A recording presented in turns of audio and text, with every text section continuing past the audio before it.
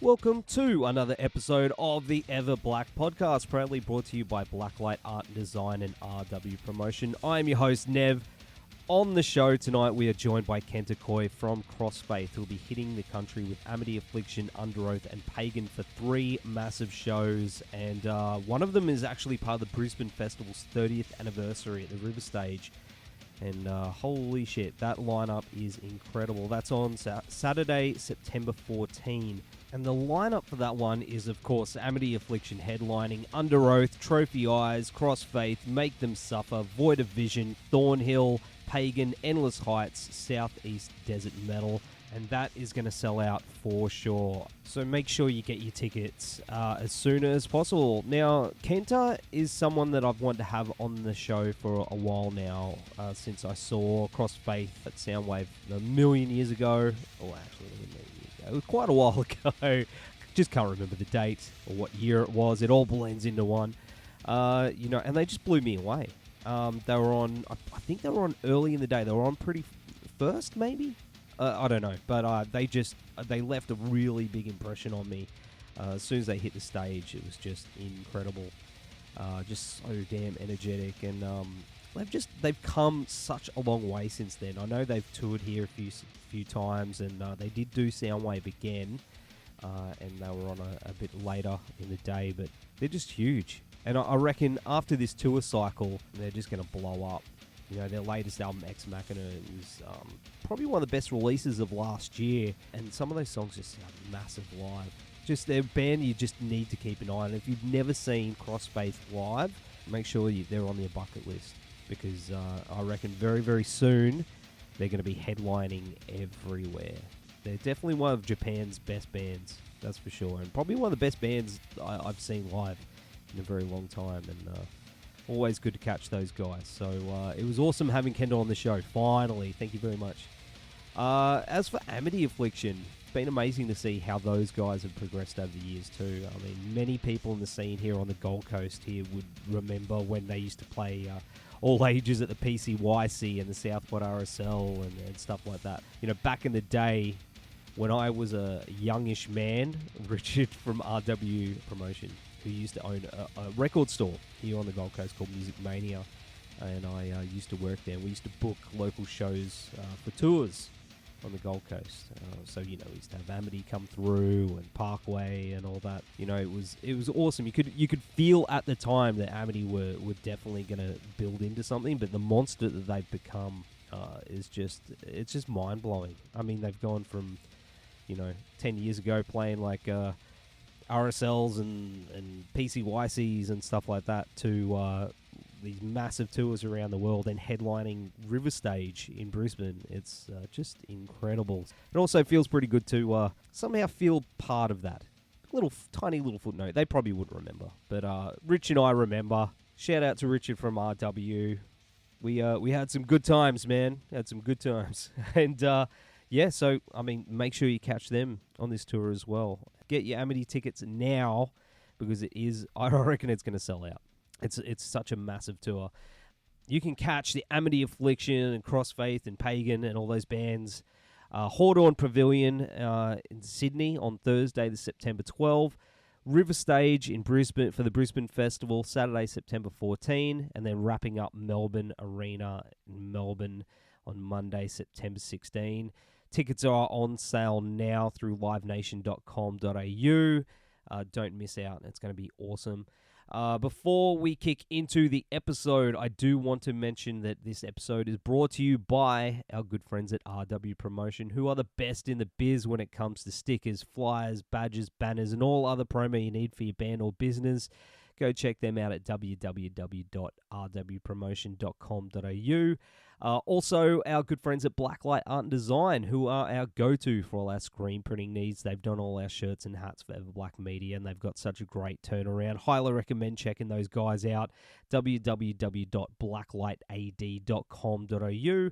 Don't forget to subscribe to our podcast. It is on Spreaker, iTunes, YouTube, and we have started uploading them to Facebook directly, so you can scroll through and share them. And we do appreciate when you do share them, because it definitely gets the word out about our little show here, and we definitely appreciate that. All right, here is my chat with Kenta from CrossSFAITH. Get your tickets now to the tour. Go get your copy of Ex Machina. It's an unreal album, heavy, and make your windows shake. That's what's the best part about it. All right, here he is. Enjoy. Hey, Ken, how are you, mate? Good, how are you? Good. How's your day going, all right? Today, I'm still, struggling with a jet lag from the Europe tour we just done. So, but, yeah, I'm fine. That's good to hear, bro. Yeah, you back home in Japan? Yeah, I'm at home now. Nice. Bit of a chill time because, of course, you're going to be here in a couple of weeks, hit the road with AMITY AFFLICTION, UNDERØATH and Pagan. And for us, man, that is one hell of a tour, dude. It's going to be unreal. Yeah, that would be I'm super excited, to be back in Australia and with, the super big, lineup. And, I'm super excited to see the AMITY AFFLICTION again. So, I'm super excited. Well, you've been to Australia a few times now, and, you've built up a really solid fan base here that just keeps getting bigger each time you come back, man. It's unreal. Oh, yeah. I think so, yeah. Yeah, I think the first time, we went to the Australia was 2013 for the Soundwave. Yep. And at the time, we played on the main stage, and that was, we didn't expect. And, yes, after that, 2016, we went back to Australia for the Soundwave as well, and we toured with Bring Me the Horizon for their headline tour in Australia. And, we played, so many good bands, and we had so many good opportunities to play in Australia. So we are super lucky, and this time as well. So I'm super excited. Well, I remember seeing you the first time at Soundwave in Brisbane, and that's as I said, going back a while, man. And dude, it was amazing to see what you guys were doing then and what you're doing now, which is just incredible. Looking back on your journey over the last few years alone, I mean, how is that for you? It's kind of hard to be in Australia for any Asian bands, and also for the big tours, and so we released so many records in between back in 2013 to right now. So we toured in mainly Europe, and also sometimes we did American tour, and we've going up with our music, and we have stronger weapons. I mean our songs. So it's I'm just super happy that we still making music and playing music in front of so many people. It's super lucky, So I'm just super thankful for the fans and for the people who given that opportunity. Well, your latest album, Ex Machina, is it's probably one of my favorite albums from last year, and it seems like with every album, you guys are just evolving more and more. And do you find that the writing process now gets easier with each album, or does it get harder because you keep trying to push that to that next level? Yeah, we always trying to push us so hard to making the next level music. You know what I mean? Now we just started making new music, and I just had a meeting with my boys a couple of days ago, and we still need to get involving, and because we've been touring outside Japan for over 8 years, and but still we cannot conquer the world, So we still need to push us so hard, and making great music and doing amazing shows. So still we still need to something to break through. Of course, we played, we you told me, we, as I said, get involving, and we still playing outside Japan, and our fan base is getting bigger, but still it's not enough for us. We always had ambitions to get next level. Talking about world domination, have you noticed that this record has taken you to places that you haven't played before around the world? Oh yeah. It is like when we toured outside of Japan, like our fans like sing the lyrics which I wrote. Like that is like the most amazing thing for me because it's not my first language, but still like it's really awesome thing like for me because Japanese people cannot sing. They usually don't sing the lyrics when we play live in Japan. So like it's like most amazing thing. And when I heard our fans sing my lyrics, it's like that's kind of my goal, like as a singer. And it's like it's really awesome. That is incredible, man. Of course, in regards to your live show, which is absolutely insane. I could imagine a lot of preparation would go into that for you physically leading up to a massive tour. Like, how do you prepare for a big tour to get through it physically?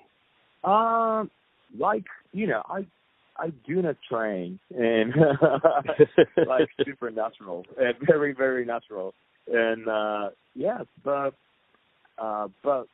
like I always like thinking about the shows when I chilling and at home and like chilling at home and like drinking with my people, with my friends, and like there's my role for the stage is controlling the people and let our fans get fucking crazy. So like that's what I'm always thinking about. So like like I do not like specific training, but yeah, it's like of course like I do like vocal warm up, that kind of stuff like before the show, but not I do not like specific train like when I chill, when I'm chilling.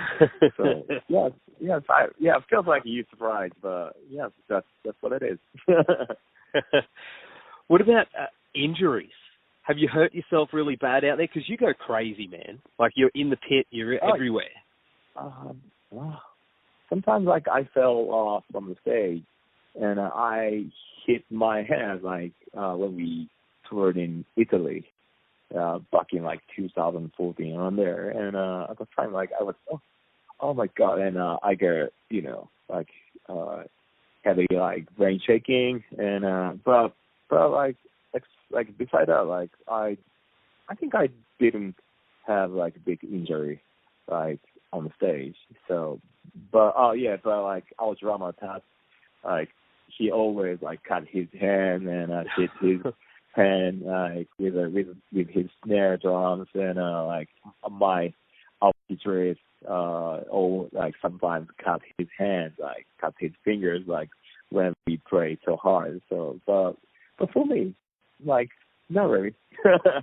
not serious. No, let's hope not. Yeah.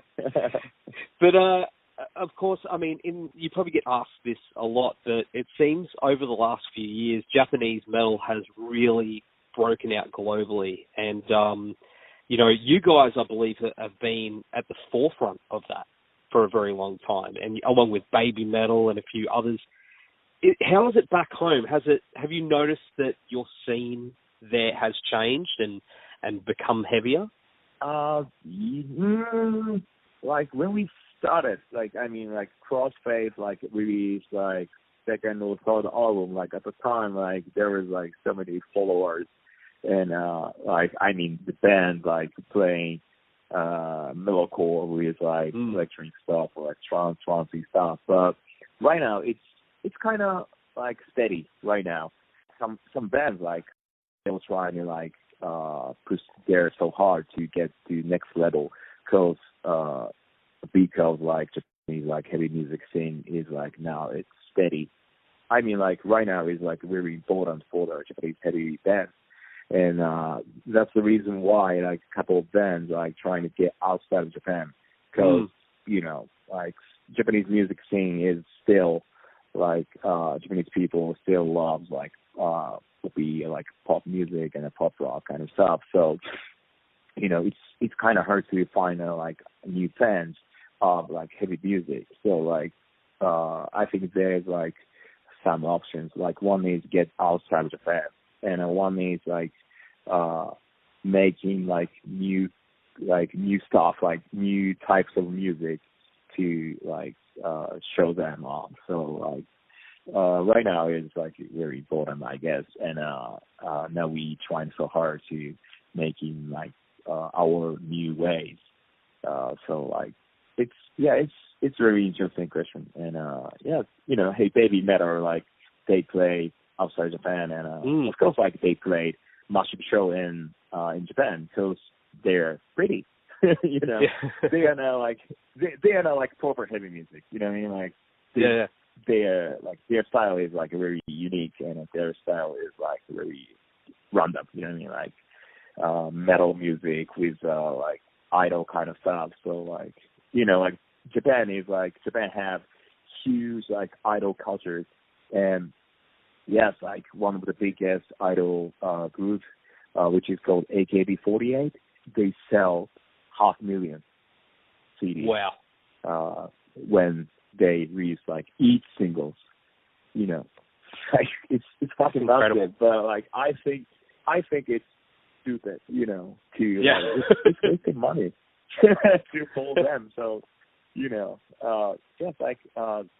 like we always aiming the people, trying like wake them up. You know what I mean? Like because like we know like so many great music besides like idol music. So like it's super hard to tell them, but like that's our role, I guess. So like that's why we push out so hard to like making the next level. Absolutely. Last question though, bro. What's the future hold for CROSSFAITH? You got this tour. You mentioned you got a new album on the way or new material. No, we just started like making new music, and like our guitarist and our DJ Terry like making new music as well. So like, and we just started, but now already fucking amazing. So like, you guys can expect like amazing stuff from CROSSFAITH. So like, just keep your eyes on that. Absolutely. Well, it's been an absolute pleasure having you on the show, Kenta, and thanks for taking the time. And we'll see you on tour with the AMITY AFFLICTION in a couple of weeks. Until then, take care, bro. Fuck yeah. Yeah. That's gonna be. We smashed it. We smashed it. Excellent. Have a good day, mate. Yeah, you too, man.